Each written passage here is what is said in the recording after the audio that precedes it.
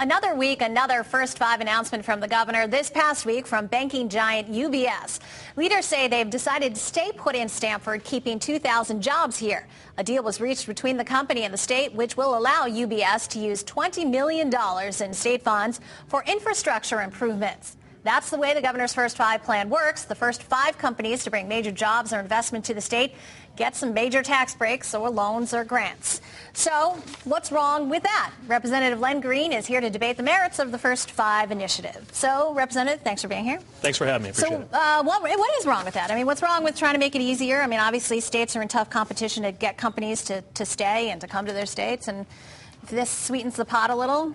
Well, I have to say, the First Five program that we enacted in the legislature, that we approved and the governor is implementing currently, has a laudable goal. It really does. As you said, you have to be competitive with other states. You have to really work hard to try to attract companies to our state and try to set up shop and build a foundation within that community. That being said, the way that this program has been implemented thus far has, in my mind and in many of my colleagues' minds as well, it has been a bit questionable.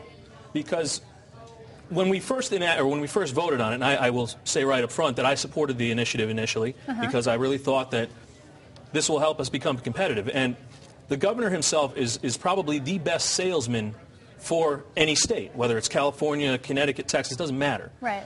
So what this legislation basically gave him the opportunity to do was it gave him the tools to successfully sell to a company the nice incentive package and a reason for a company to come to Connecticut and set up shop. But you think he's targeting the wrong companies, or? Well, my first question is, well, why is he targeting companies only in the state of Connecticut? I understand, number one, you have to keep the jobs that we have. That's obvious. That's really simple and common sense. But the way we were presented the program was that this was going to bring companies into the state. And that would have a lot of different repercussions besides the obvious 200 jobs for X amount of dollars, incentive, tax breaks or whatever it is. And when those companies come into the state of Connecticut, you set up shop in a particular community, you build a foundation there, you employ new people, but you're filling real estate, you're bringing local economies a lot more money, and it's really a boon on multiple levels. And in my mind, that's what economic development should be about. So maybe he is targeting out-of-state companies and they just haven't bit yet. Well, I hope that's not the case, but sometimes these things take time. That's obvious, and especially if you're going to bring somebody in from another state or even another country, whatever it is, it's going to take a lot of time, and that's fine. But we're giving money out to Cigna, upwards of $71 million for 200 jobs. That's the other problem that I seem to have with it, and that where's the bang for our buck? I don't understand why we have to fork over tens of millions of dollars to a company that already exists in the state just to create what amounts to a very small amount, relatively speaking, with regard to our unemployment rate, our underemployment rate, et cetera. Right. So, the program itself has a very laudable goal. I just question the way it's been implemented thus far, and I wonder why the governor is targeting the companies that he's targeting and not looking out. Do you have thoughts about why that might be? Well, as you said, maybe it's because he can't bring anybody else into the state of Connecticut. And that right there is the other really big problem that we have with this program. And I understand this is just from what the governor has said, this is his first step as far as what he wants to do to change the atmosphere in Connecticut. But that's the real problem. We spent 6 months in session, and we did nothing to change the business climate, the permitting process, all sorts of other issues, the bureaucratic nightmare that companies have to deal with in the state of Connecticut. We did nothing to deal with that for 6 months. Now we're going to be called into special session, supposedly in September or October, to deal with these issues. My question is, why didn't we do it in the 6 months we had during session? Why have we not gone through the process of trying to figure out how can we make it easier for companies to stay? The first question I asked, when the UBS news came up, that UBS was going to potentially be leaving the state, 3,500 jobs. That's a big chunk of jobs. The first question I asked is, well, why are they leaving? We have done nothing to address that underlying problem. And incentive programs and trying to attract companies into the state is all well and good. But we need to prevent the companies we have from leaving.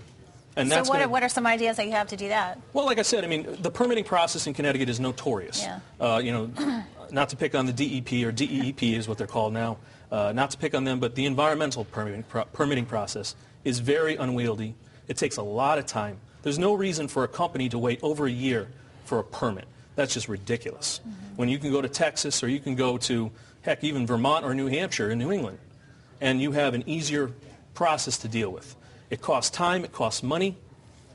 Sometimes you have to bring in expensive legal teams to deal with these processes and deal with the bureaucracy that exists in the state.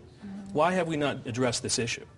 There have been many suggestions. Yeah, I mean, that's come up in session, certainly. And we haven't done anything about it.